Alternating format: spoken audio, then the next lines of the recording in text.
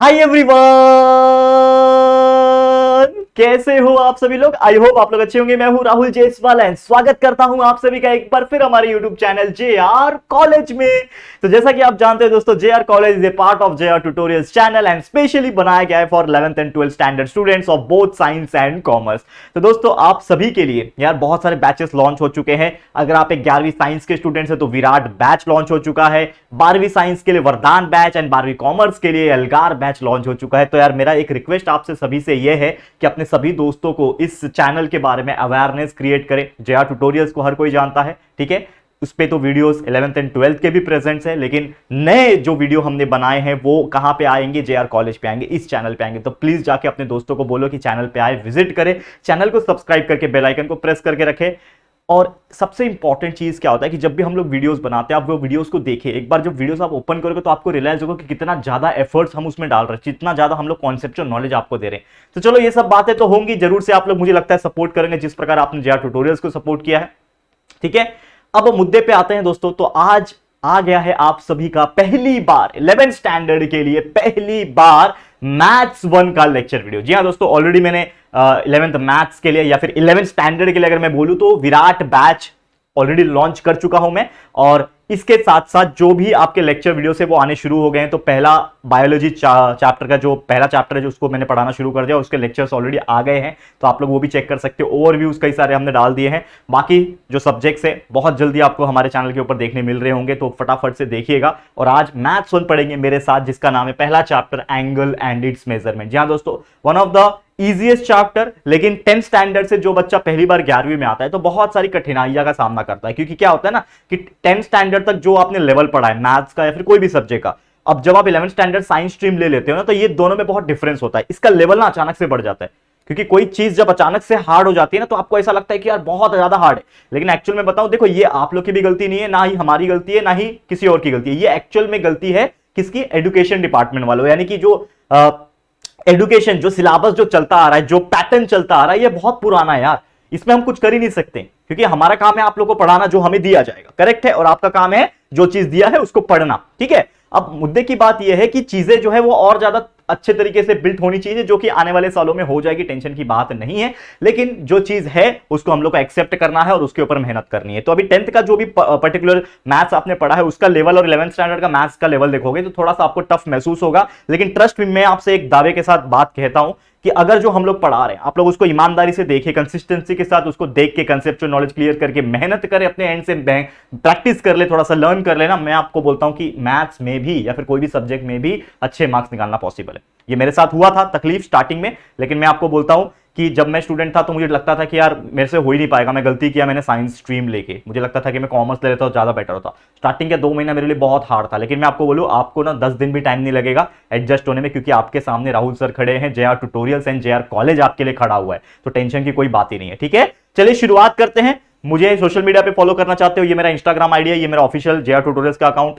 Telegram join कर सकते हो फॉर नोट्स एंड बाकी चीजें। लेकिन हमने डिसाइड किया कि जो भी हम पढ़ाएंगे इसका जो क्लास नोट्स बनेगा वो हम लोग आपको फ्री ऑफ कॉस्ट दे देंगे। कहां पे? जेआर ट्यूटोरियल्स के एप्लीकेशन पे। तो जरूर से जाइए और जेआर ट्यूटोरियल्स का ऐप को डाउनलोड करके इंस्टॉल कर लीजिए। उसमें नोट्स के सेक्शन में जैसे ये चैप्टर कंप्लीट होगा वैसे ही आपको वीडियो नोट्स जो है वो मिल जाएगा, ठीक है। तो आज का जो टॉपिक है वो इंट्रोडक्शन टॉपिक है। इसके लिए मैं आपको बहुत सारी चीजें जो बता रहा हूं अपने एंड से, ये इंट्रोडक्टरी पॉइंट ऑफ व्यू है। इस चैप्टर के बारे में अगर मैं बताऊं तो एंगल के बारे में पढ़ना है। देखो ये चैप्टर का नाम भी एंगल एंड इट्स मेजरमेंट, तो विभिन्न प्रकार के एंगल्स, उसके मेजरमेंट, उसका रेडियन में क्या होता है, डिग्रीज में क्या होता है, और भी कई सारे जो फिनोमिनन होते हैं एंगल्स के रिलेटेड वो हम लोग पढ़ेंगे। और इसके पहले शायद ये सब चीज आपने कभी सुना भी नहीं होगा। तो चलिए आइए, सबसे पहले जो इंट्रोडक्शन है, जो थियोरेटिकल पॉइंट ऑफ व्यू कुछ चीजें हैं उसको हम लोग वन बाय वन डिस्कस कर लेते हैं। और उसके बाद ये तो पहला लेक्चर है, देखो पहला लेक्चर है तो आराम से ही कराऊंगा मैं, आपके ऊपर लोड नहीं डालूंगा, नहीं तो आप बोलोगे कि सर आते आते ही पहले लेक्चर से ही एकदम बहुत लंबा लंबा वीडियो बनाने लगे। ऐसा कोई नहीं होगा, टेंशन मत लो। और हमारा कोशिश यही रहता है कि हम शॉर्ट वीडियोस बनाएं, मतलब छोटे वीडियोस बनाएं, लगभग आधे घंटे के अंदर हम खत्म करेंगे। आज का तो वीडियो काफी छोटा होगा, जिसमें सिर्फ इंट्रोडक्शन और काफी जो थियोरेटिकल चीजें वो खत्म करेंगे। लेक्चर नंबर 2 से एक्चुअल में सम सॉल्व करना शुरू करेंगे। तो आप लोग बस साथ देना हमारा, क्योंकि देखो आप साथ दोगे, ये नया चैनल हमारे लिए टोटली न्यू है, ठीक है, 2-3 महीना ही हुआ दोस्तों स्टार्ट करके, ठीक है, यहाँ पे हम लगभग पहुंचे हैं। तो यार इस नंबर्स को आप बढ़ा सकते हो और हमारा टारगेट जो है वो 1 लाख का है दोस्तों, सब्सक्राइबर्स अभी बहुत कम है। तो प्लीज सपोर्ट कीजिए, अपने सभी दोस्तों को बुलाइए इस प्लेटफॉर्म पे एंड सब्सक्राइब कीजिए इस चैनल को, ताकि यार हम भी जो एक आंकड़ा है, एक माइलस्टोन है, बेसिक माइलस्टोन 1 लाख का, वो हम लोग कंप्लीट कर सके। तो please share and please support us, ठीक है। शुरुआत करें, चलिए। तो सबसे पहले इंट्रोडक्शन में क्या क्या चीजें देखना है, देखो इंट्रोडक्शन में देखना है how to draw an angle. अब देखो मैं आपको ना कुछ चीजें बताता हूं, एंगल को अगर ड्रॉ करना है, देखो सबसे बेसिक चीज है, यह सभी बच्चा जानता होगा, लेकिन फिर भी मैं बता रहा हूं, एंगल ड्रॉ करने के लिए सबसे पहले क्या करना होता है, आपको एक लाइन खींचनी होती है। आपने एक लाइन खींच दी, ये आपने 8th या 7th में पढ़ा होगा कि how to draw an angle. तो आपने एक लाइन खींच दी, अब लाइन खींचने के बाद आपके पास होता है एक कंपास, या कंपास नहीं, क्या बोलते हैं उसको, प्रोट्रैक्टर, चांद बोलते हैं ना, इस तरीके का एक ज्योमेट्रिकल इक्विपमेंट होता है, ठीक है, इस तरीके का। इसमें कई सारे एंगल्स बने होते हैं, करेक्ट है, कई सारे एंगल बने होते हैं, ये आपको पता ही है। इसको बोलते हैं कंपास, हिंदी में इसको चांद बोलते हैं। अभी मेरे पास था, अभी मिल रहा नहीं है मेरे को, दैट्स व्हाई मैं नहीं दिखा पा रहा हूं, लेकिन आप समझ गए होंगे, आपके ज्योमेट्री बॉक्स में होता है। तो एंगल्स जो होते हैं वहां पे आपको किसी एक पर्टिकुलर पॉइंट में इस तरफ से बनाना है, तो यहां पे आप उस प्रोटेक्टर को यहां प्लेस करेंगे, और जो भी एंगल पे बनाना, लेट्स सपोज 30 डिग्री पे बनाना है, तो आप क्या कर सकते हो, समझ लो कि 30 डिग्री मतलब इस प्रकार बन जाएगा। एकदम 90 डिग्री बनाना है तो ये स्ट्रेट बन जाएगा 90 डिग्री, ठीक है ना। 60 डिग्री बना रहे हैं तो लगभग इस प्रकार आ जाएगा। तो इस प्रकार से हम एंगल्स को ड्रॉ कर सकते हैं। तो how to draw an angle, मुझे नहीं लगता आपको कोई तकलीफ होती होगी। लेकिन मुद्दे की बात एक और क्या है, वो ये है दोस्तों कि अगर कोई एंगल लेस देन 30 डिग्री है, मतलब अगर 30 डिग्री से अगर मैं बात करूं, कोई भी एंगल छोटा है 30 डिग्री से, तो उसको हम लोग क्या बोलते हैं, एक्यूट एंगल। क्या बोलते हैं दोस्तों, एक्यूट एंगल बोलते हैं। ये आपने पढ़ा हुआ है, लेकिन फिर भी आपको मैं फटाफट तरीके से रिवाइज कराता हूं, क्योंकि ये चैप्टर जो है बेसिक इंट्रोडक्शन से बना हुआ है। स्टार्टिंग में एक बार बेसिक समझ में आ गया तो आप आगे जो है आपको इजी लगेगा, नहीं तो स्टार्टिंग का ही अगर बेसिक नहीं समझेगा तो बहुत हार्ड लगेगा। तो एक्यूट एंगल देखो, समझ लो कि इसका एंगल 30 डिग्री है, तो ये एंगल क्या कहलाएगा, ये एक एक्यूट एंगल कहलाएगा। लेकिन वही अगर ग्रेटर देन या फिर एक तरीके से मैं बोलूं, माफ करना, देखो लेस देन 30 डिग्री नहीं, यहां पे 30 डिग्री होना चाहिए, माफ करना, 30 डिग्री का एंगल है तो एक्यूट कहलाएगा। इसका मतलब क्या है, लेस देन 90 डिग्री होना चाहिए, लेस देन 90 डिग्री रहेगा, माफ करना, तो एक्यूट एंगल कहलाएगा, ठीक है। तो 30 डिग्री वाज द एग्जांपल। वही अगर मैं बात करूं, ये अगर 90 डिग्री पे ही रहेगा तो वो क्या कहलाएगा, राइट एंगल कहलाएगा, ठीक है। क्या कहलाएगा, राइट एंगल कहलाएगा। वही अगर ये 90 डिग्री से बड़ा हुआ तो ये क्या कहलाएगा दोस्तों, ऑब्ट्यूस एंगल कहलाएगा, ठीक है। स्टार्टिंग में मैंने थोड़ा सा बाय मिस्टेकली बोल दिया कि less than 30, less than 90 degree, ठीक है ना। एक्चुअल में ये बहुत बेसिक चीज है, ठीक है। तो ये आप सब जानते हैं। तो कोई भी एंगल अगर 90 डिग्री पे है, ये 90 डिग्री पे है, तो ये क्या कहलाएगा, ये एक राइट एंगल कहलाएगा। कोई भी एंगल अगर 90 से छोटा है, मतलब ये जो आर्म रहेगा वो छोटा हो जाएगा, ठीक है। ये 90 डिग्री स्ट्रेट है, ये आपका क्या है, एंगल है, ये स्ट्रेट है। लेकिन अगर 90 से छोटा रहेगा तो इस प्रकार चला जाएगा, इस तरफ से बन रहा है, तो ये क्या हो जाएगा, एक्यूट एंगल। लेकिन अगर वही 90 से बड़ा है, मतलब ये जो आर्म आपको दिख रहा है, ये जो आर्म दिख रहा है, मेरा हाथ देखो, अगर ये 90 से बड़ा होगा तो किस तरफ जाएगा, इस तरफ जाएगा, तो इस तरफ का एंगल क्या कहलाएगा, ऑब्ट्यूस। तो ये कैसा दिखेगा, इस तरह दिखेगा कुछ, तो ये क्या कहलाएगा, ये आपका ऑब्ट्यूस एंगल कहलाएगा। ये मैंने बहुत रफली ड्रॉ किया क्योंकि ये आपने 6th या 7th में पढ़ा होगा, जस्ट आपको मैं समझाने के लिए बता रहा हूं, ठीक है ना। क्लियर है, ये चीज आपको क्लियर हो गया होगा। अब यहां पे ध्यान देना, जो चीज मैं एक्चुअली बताने जा रहा हूं ये ज्यादा इंपॉर्टेंट है इसमें, ठीक है। इसको मैं रफ कर देता हूं क्योंकि इसकी फिलहाल जरूरत नहीं थी, जस्ट ये आपको समझाने के लिए था। अब जैसे मैंने बोला कि how to draw an angle, ये आपको समझ में आ गया। एक्यूट एंगल, ऑब्ट्यूस एंगल और राइट एंगल क्या होता है ये आपको समझ में आ गया, बहुत ईजी है। लेकिन अब आ जाते हैं मेन चीज पे, जो कि है पॉजिटिव एंगल है, निगेटिव एंगल। ये दोनों चीज को आपको समझना पड़ेगा। जैसे मैंने आपको बोला पॉजिटिव एंगल क्या है, यहां पे अगर समझ लो कि आपके पास एक एंगल है, let's suppose I am drawing an angle, ठीक है। यहां पे मैं एक एंगल ड्रॉ करता हूं, इसको बहुत अच्छी तरीके से समझना, इसको जो है बहुत अच्छी तरीके से समझना। अगर आप इसको समझ पा रहे हो तो आपको बहुत इजी लगेगा। एक और एंगल इसी प्रकार का मैं ड्रॉ कर लेता हूं, लेट्स सपोज यहां पे मैं ड्रॉ कर लेता हूं, ठीक है। ध्यान देना ये चीज, ये चीज अगर आप ध्यान दे दोगे तो आपको बहुत इजी लगेगा। इसका नाम मैं रख लेता हूं एंगल ए, यहां पे ओ और यहां पे बी रख लेता हूं। इसी प्रकार ये आपका एंगल ए ओ और यहां पे बी, एंगल एओबी ये भी है, ये भी एंगल एओबी है। तो जैसे मैंने बोला कि दो टाइप के एंगल है यहां पे, एक है पॉजिटिव एंगल, दूसरा है निगेटिव एंगल। आपने कभी सुना था इसके पहले कि एंगल निगेटिव भी हो सकता है? सुना होगा तो बहुत अच्छी बात है, मतलब आप कहीं ना कहीं क्रिटिकल थिंकर हो, आप बहुत ज्यादा एक्स्ट्रा भी सोचते हो। लेकिन जिन्होंने नहीं सुना कोई बात नहीं, हम आपको सिखाएंगे। अब देखो क्या होता है, कभी भी कोई एंगल जब हम लोग ड्रॉ करते हैं तो उसका मेजरमेंट दो तरीके से लिया जा सकता है। कैसे? एक तो हम लोग यहां से मेजरमेंट लेंगे, यानी इस तरफ से लेंगे, यानी कि ये जो एंगल होगा वो इस तरफ से होगा। और इसके पहले ये भी जानना जरूरी है कि आर्म क्या होता है। आर्म मतलब जैसे हमारे पास दो आर्म है, हाथ जिसको बोलते हैं ना हम लोग, ये क्या है हमारे आर्म, ARM आर्म, ठीक है। क्या बोलते हैं हम लोग? आर्म बोलते हैं, ठीक है। अब जो आर्म होता है ये एंगल्स में भी दो होते हैं, तभी तो एंगल बन रहा है। तो ये एक आर्म ये है, ये आर्म नंबर 2 है, लेकिन इसको एक नाम दिया गया है। तो सबसे पहले अगर मैं बात करूं जो आर्म सबसे पहले ड्रॉ होता है उसको हम लोग क्या बोलते हैं दोस्तों, इनिशियल आर्म। क्या कहा जाता है, इनिशियल आर्म। यानी कि इनिशियल का मतलब भी आप जानते होंगे, पहला। तो इनिशियल आर्म ये हो गया, और ये एक होता है हमारा जो दूसरा वाला होता है उसको हम लोग बोलते हैं टर्मिनल आर्म। क्या बोलते हैं, टर्मिनल। टर्मिनल मतलब एक तरीके से जहां पे वो खत्म हो रहा है उसको बोलते हैं टर्मिनल आर्म। तो यहां पे सबसे पहले अगर मेरे को इस एंगल को ड्रॉ करना होता तो सबसे पहले मैंने ये लाइन खींची होती, यानी इनिशियल आर्म बनाया होता। उसके बाद जितने एंगल पे बनाना है, लेट्स सपोज एक्यूट में बनाना है, 90 डिग्री पे बनाना है, या फिर राइट एंगल पे बनाना है, ऑब्ट्यूज पे बनाना है, तो इसको मैं क्या करता, यहां पे प्रोटेक्टर रख के और एक एंगल डिसाइड करता। तो लेट्स सपोज कि ये एंगल जो है आपका 30 डिग्री है, मैंने मान लिया ये 30 डिग्री है। तो 30 डिग्री मैंने मेजर कैसे किया, ये इस तरफ से किया। तो ये जो आप देख रहे हो डायरेक्शन, अगर आप इसको देखोगे डायरेक्शन, तो ये किस तरफ जा रहा है, इस तरफ जा रहा है। मतलब इसका रोटेशन कैसा है, ये ऐसा गया, और इसको अगर मैं प्रॉपर तरीके से रोटेट करवाऊंगा तो ये क्या बनेगा, एक डायरेक्शन क्रिएट करेगा। और ये डायरेक्शन कौन सा है, इस डायरेक्शन को हम लोग बोलते हैं एंटी क्लॉकवाइज डायरेक्शन।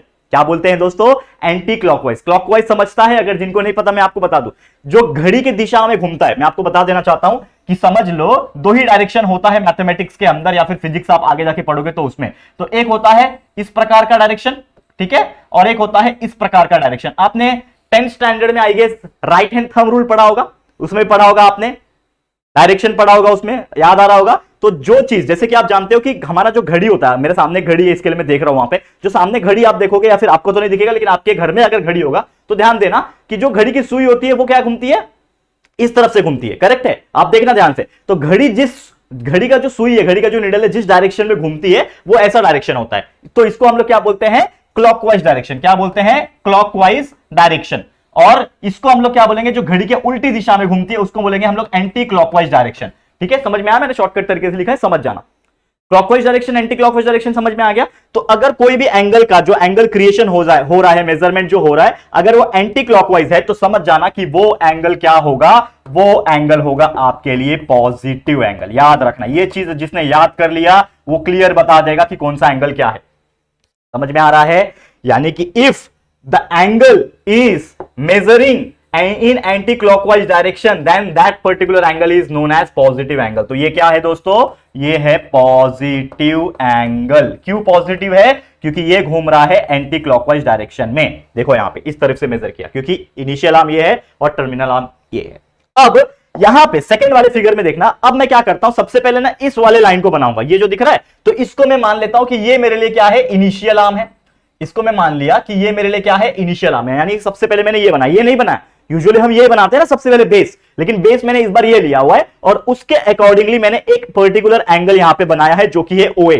तो मतलब मेरा मेजरमेंट किस तरफ से रहेगा, इस तरफ से रहेगा, इस तरफ से रहेगा। देखो समझ में आ रहा है ये दोनों में डिफरेंस क्या है। ये वाला पहले मैंने ये बनाया, इनिशियल आर्म पहले ये बनाया, फिर ये टर्मिनल आर्म बनाया, तो एंगल मेरा इधर से आया ना, मतलब 30 डिग्री मेरा ये जो आर्म है, ऐसे ही रहता है ना, ये एंगल है, तो ये जो आर्म है ये फ्लेक्सिबल है मेरा, ये टर्मिनल है। तो ये मैंने 30 डिग्री बनाया, तो अगर 40 बनाता तो इस तरफ 60 बनाता, 90 बनाता, ऑब्ट्यूज बनाता, मतलब ये आर्म मेरा मूव हो रहा है। करेक्ट है, ये मेरा टर्मिनल आर्म है, तो इसके अकॉर्डिंगली मेरा जा रहा है, मतलब ये क्या जा रहा है, एंटी क्लॉकवाइज जा रहा है, that's why it is known as the positive angle. लेकिन यहां पे अगर आप देखोगे तो ये मेरा क्या है, टर्मिनल आर्म है, ये इनिशियल आर्म है, क्योंकि ऑलरेडी मैंने मान लिया है कि वो इनिशियल है, तो ये क्या हो जाएगा आपके लिए, टर्मिनल आर्म। तो यहां पे मूवेबल कौन है, कौन सा मूव हो रहा है, ये तो आपका फिक्स है, तो मूव कौन सा हो रहा है, ये वाला है, मतलब ये एंगल डिसाइड करेगा। तो इस तरफ का डायरेक्शन रहेगा, और ये डायरेक्शन अगर आप देखोगे ध्यान से, इसका डायरेक्शन अगर आप ध्यान से देखोगे तो ये कैसा आ रहा है, ऐसा आ रहा है, यानी ये क्लॉकवाइज डायरेक्शन में जा रहा है। ये घूम कैसे रहा है, इस तरफ से घूम रहा है, तो ये क्या है आपके लिए, क्लॉकवाइज डायरेक्शन। तो अगर क्लॉकवाइज डायरेक्शन में घूमता है तो हम लोग क्या बोल सकते हैं कि ये एंगल क्या है, निगेटिव एंगल।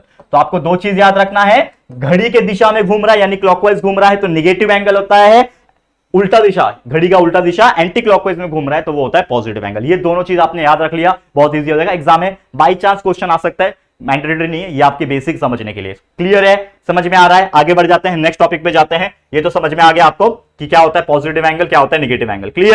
क्लियर हो गया। अब देखो ध्यान से, नेक्स्ट टॉपिक क्या था हमारा, पॉजिटिव भी हमने समझ लिया, नेगेटिव एंगल भी समझ लिया। अब है इनिशियल टर्मिनल आर्म, वो भी मैंने आपको ऑलरेडी बता दिया, इनिशियल आर्म क्या होता है, टर्मिनल आर्म क्या होता है। नेक्स्ट है दोस्तों जीरो एंगल, इसको थोड़ा ध्यान से समझते हैं हम लोग, जीरो एंगल क्या होता है।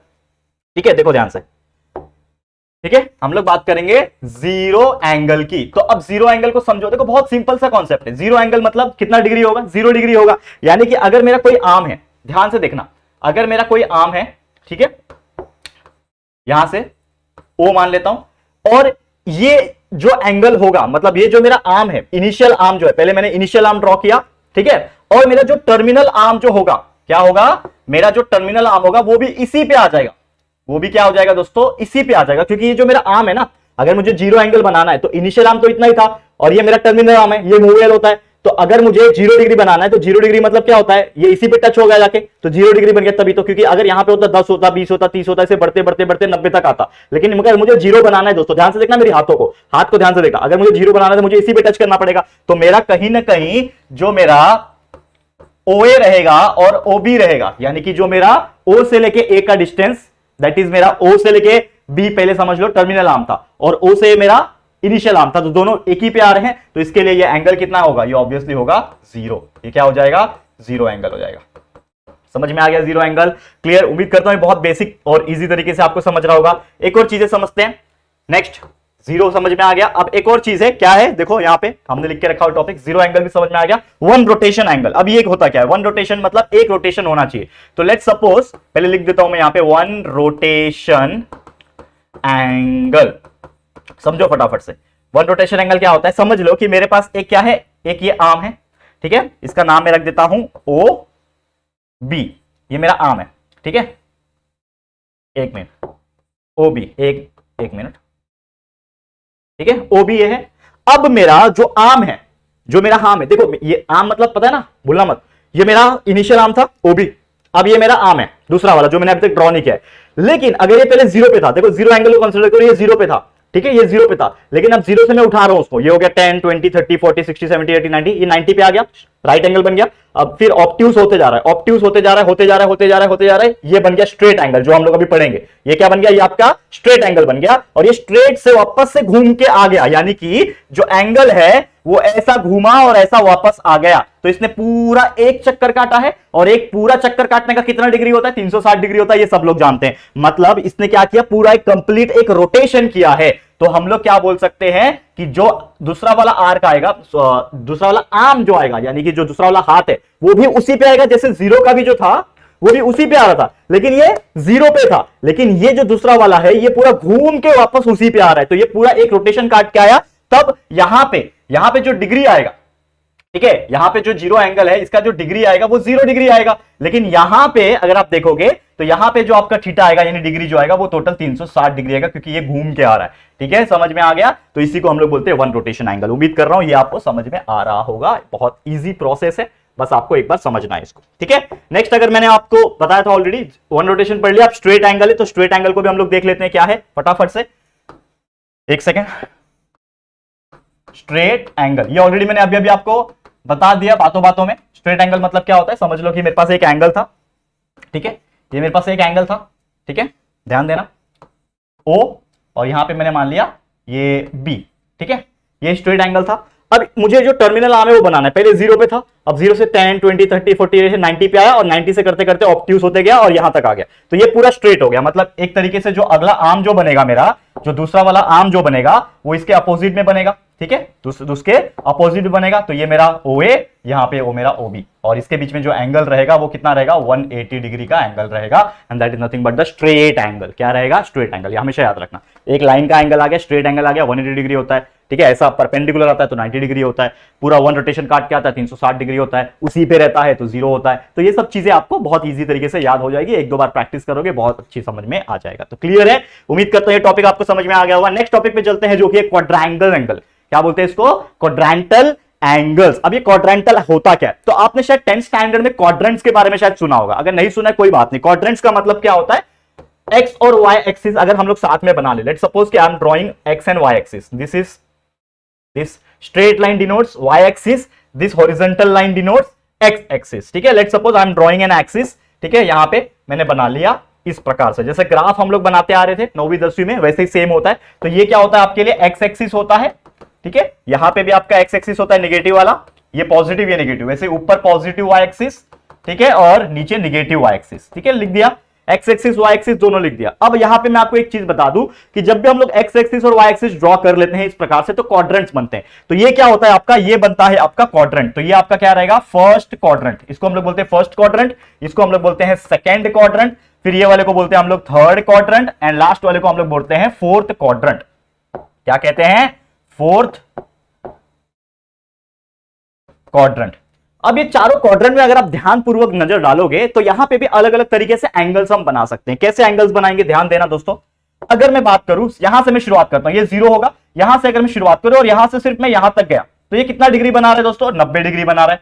ठीक है, यहां से लेके अगर मैं यहां तक गया तो एक एंगल बन रहा है 90 डिग्री, करेक्ट है। लेकिन अगर मैं यहां से शुरुआत करूं और यहां तक जाऊं तो ये कितना बना रहा है दोस्तों, 180 डिग्री बना रहा है कि नहीं बना रहा है, समझ में आ रहा है। वैसे ही अगर मैं यहां से शुरुआत करूं और पूरा चले जाऊं यहां तक तो ये कितना कहलाएगा, 270 डिग्री। ठीक है, और वही अगर यहां से शुरुआत करके पूरा यहां तक चले जाओ तो ये पूरा एक रोटेशन हो गया, तो ये हो गया 360 डिग्री। मतलब हम लोग क्वाड्रेंट्स का इस्तेमाल करके अलग अलग एंगल्स बना सकते हैं। तो ये तो हमने इस तरफ से गए, वैसे इस तरफ से भी जा सकते हैं। वापस से अगर इस तरफ से इधर आओगे तो ये 90, ये कितना 180, माइनस में भी चले जाएगा, मतलब पॉजिटिव एंड निगेटिव दोनों ही एंगल्स हम बना सकते हैं। तो इन शॉर्ट हम लोग क्या बोल सकते हैं कि फर्स्ट क्वाड्रेंट में अगर आप देखोगे पॉजिटिव साइड से तो 0 to 90 डिग्री एंगल बनता है।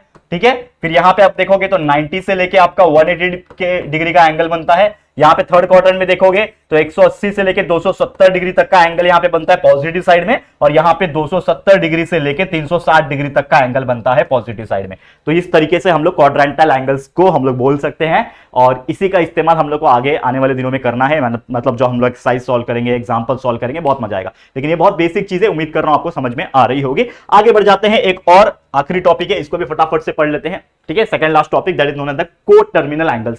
ये होता क्या, इसको ध्यान से समझ लेना, क्योंकि ये जो चीजें हैं ये अगर आप कर लोगे तो एक्सरसाइज आपके लिए इजी हो जाएगा। क्योंकि पहला एक्सरसाइज जो अगले लेक्चर में मैं कराऊंगा, एग्जांपल्स जब कराऊंगा, तो ये आपको बहुत इजी लगेगा। तो ये है क्या, इसको समझते हैं थोड़ा बारीकी से, ध्यान से देखिएगा क्या चीज मैं बता रहा हूं। सबसे पहले क्या बोल रहा है, को-टर्मिनल एंगल का एक डेफिनेशन होता है कि को-टर्मिनल एंगल्स एक ऐसे एंगल्स होते हैं, directed angles of different amount of rotation. मतलब कुछ ऐसे एंगल जिनका रोटेशन जो है डिफरेंट अमाउंट का है, having the same position of initial रे एंड टर्मिनल रे। मतलब अगर अलग अलग एंगल्स है जिनका वैल्यू अलग अलग है, लेट्स सपोज कोई एंगल 30 डिग्री का है, कोई 360 डिग्री का, कोई 330 डिग्री का, कोई 390 डिग्री का, ऐसे अलग अलग टाइप के एंगल्स है। एंगल्स अलग अलग है, मतलब एंगल्स के जो वैल्यू है वो अलग अलग है, लेकिन जब वो रोटेट कर रहे हैं और वो जब एंगल्स में दिख रहे हैं तो इनिशियल रे का पोजीशन और टर्मिनल रे का पोजीशन वैसे का वैसे ही, वो चेंज नहीं हो रहा है। तो ये पॉसिबल है क्या, पहली बात, यस बिल्कुल पॉसिबल है कि इनिशियल रे और टर्मिनल रे एक ही पोजीशन में रहे और वहां से जब हम लोग एंगल बनाए तो मल्टीपल एंगल्स बना पाए। कैसे, डायग्राम देखो, ये डायग्राम दिख रहा है, यहां पे आपको दो चीज दिख रही होगी। क्या दिख रही है, ये है आपका इनिशियल रे और ये जो है आपका क्या है, टर्मिनल रे, ये दिख रहा है आपको। अब ध्यानपूर्वक देखिएगा, इनिशियल रे टर्मिनल रे वैसे का वैसे मैं फिक्स रख रहा हूं, यहां पे मैं उसको चेंज नहीं कर रहा हूं। लेकिन इसमें एंगल्स हम लोग कितने बना पा रहे हैं, देखो एक तो हम लोग ने बनाया ये वाला जो यहां से लेके यहां तक गया, ये कितना एंगल होगा, ये एंगल होगा 30 डिग्री का, ये एंगल होगा 30 डिग्री का। अब मैं यहां से लेके पूरा घूम फिर के यहां तक गया, मुझे बताओ ये एंगल कितना होगा, ये एंगल होगा टोटल, देखो यहां से घूमा यहां तक आता 360 होता, लेकिन और आगे 30 गया, मतलब 360 प्लस 30 390 डिग्री तक गया। तो मेरा 30 डिग्री भी बन रहा है, 390 डिग्री भी बन रहा है, और एक एंगल जो है वो यहां से शुरुआत हो रहा है, कहां तक गया, यहां तक गया, मतलब 360 में 30 कम गया, मतलब 330 डिग्री, वो भी माइनस में, क्योंकि ये उल्टा गया। जैसा मैंने आपको बताया, उल्टा जाता है तो माइनस होता है ना, क्लॉकवाइज जा रहा है कि नहीं, डायरेक्शन देखो क्लॉकवाइज है। अगर इस तरफ से जाएगा तो पॉजिटिव एंगल आएगा, इस तरफ से जाएगा तो नेगेटिव एंगल, ऑलरेडी बता चुका हूं।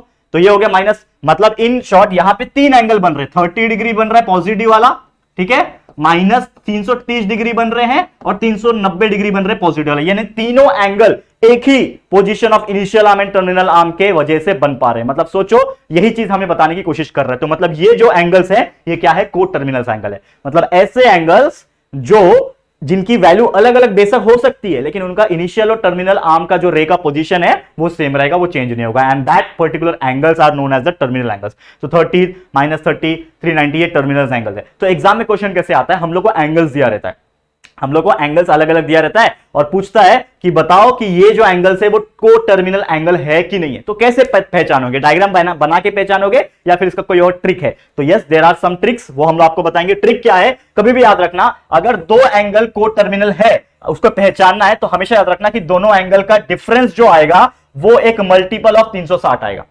मतलब क्या करना है आपको, दो एंगल मान लो आपको दिए हुए हैं, जैसे एक एग्जांपल के तौर पे दो एंगल आपको दिए थे 390 डिग्री और माइनस 330 डिग्री दिए थे, तो दोनों को क्या कर दो, डिफरेंस कर दो, मतलब माइनस कर दो एक दूसरे से। तो 390 मेरा एक एंगल और माइनस 330 एक एंगल, दोनों को क्या किया मैंने, माइनस किया, दोनों को क्या किया मैंने, माइनस किया। तो 390 माइनस माइनस 330 कितना हो जाएगा, प्लस हो जाएगा ये, तो ये हो जाएगा 390 प्लस 330, तो इसका टोटल कितना हो जाएगा, ये 300 300 600 और 90 और 30 120, मतलब 720 हो जाएगा। और 720 क्या होता है दोस्तों, ये 360 का मल्टीपल है ना, मतलब 720 मतलब 2 मल्टीप्लाई बाय 360, तो ये 360 का मल्टीपल आ रहा है। तो कोई भी आंसर जो आएगा वो 360 के टेबल में, यानी 360 का मल्टीपल आएगा, तो समझ जाना कि ये जो एंगल्स दिए हुए रहेंगे वो को टर्मिनल एंगल है। और अगर 360 का मल्टीपल नहीं आया, लेट्स सपोज यहां पे आया होता 710 आया होता, मान लो 710 आया होता, तो 360 के टेबल में तो आएगा नहीं, तो वो क्या हो जाएगा, को टर्मिनल एंगल नहीं होगा। इस प्रकार से आपको चीजें दिमाग में रखनी है। समझ में आ रहा है, क्लियर है? तो what do you mean by coterminal angle, how to identify coterminal angle, ये आपको समझ में आ गया होगा।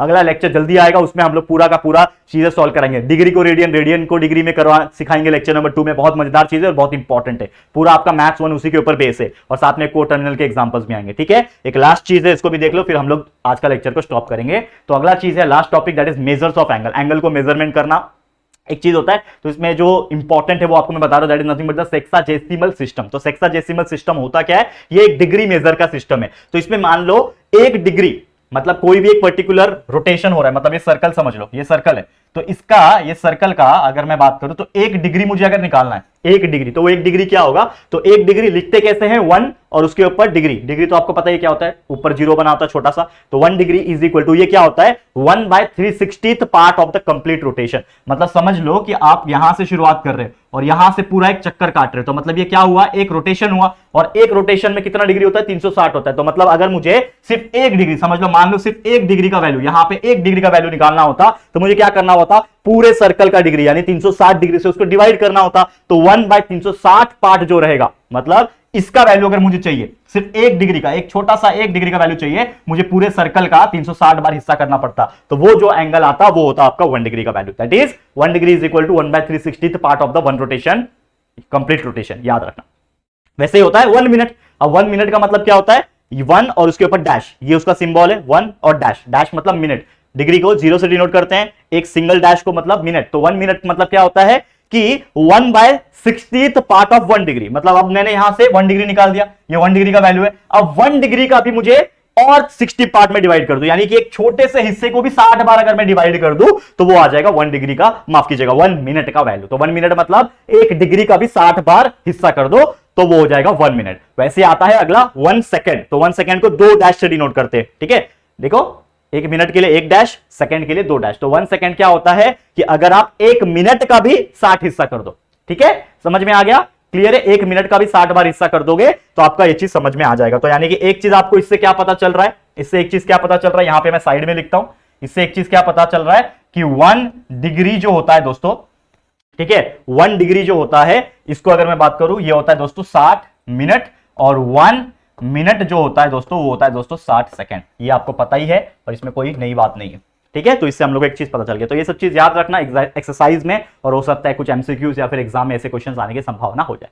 तो इसी के साथ ये टॉपिक्स जितने भी इंट्रोडक्शन वाली चीजें थी हमने कंप्लीट कर दिए, और बस आपको वेट करना है हमारे अगले लेक्चर का, क्योंकि अगला लेक्चर बहुत ही ज्यादा मजेदार होगा दोस्तों, क्योंकि असली में मैथ्स का मजा वही है कि हम सॉल्व करें। ये तो थियोरेटिकल चीज था, बहुत सारी चीज मैंने बता दी कम समय में, लेकिन अगला लेक्चर आप लोग के लिए इतना मजेदार होगा कि आपको बहुत मजा आएगा। तो आज के लिए इतना ही। ये वीडियो आपको कैसा लगा प्लीज कमेंट करना, वीडियो पसंद आए तो लाइक करना, शेयर करना अपने सभी दोस्तों के साथ। मैं चाहता हूं कि यार सभी बच्चे हमारे जेआर कॉलेज से जुड़े, अपने सभी साइंस के जितने भी फ्रेंड्स होंगे, रिलेटिव्स होंगे, जो भी नए नए दोस्त होंगे, उनको एक बार सजेशन के तौर पे बोलना कि जेआर कॉलेज से एक बार पढ़ाई करके देखो, बहुत मजा आता है। तो प्लीज शेयर टू एवरीवन, और अगर पहली बार आए हो चैनल पे तो फटाफट से हमारे चैनल को सब्सक्राइब भी कर देना। ठीक है दोस्तों, तो जल्दी मिलेंगे हमारे एक और नई वीडियो में, तब तक के लिए thank you and good bye.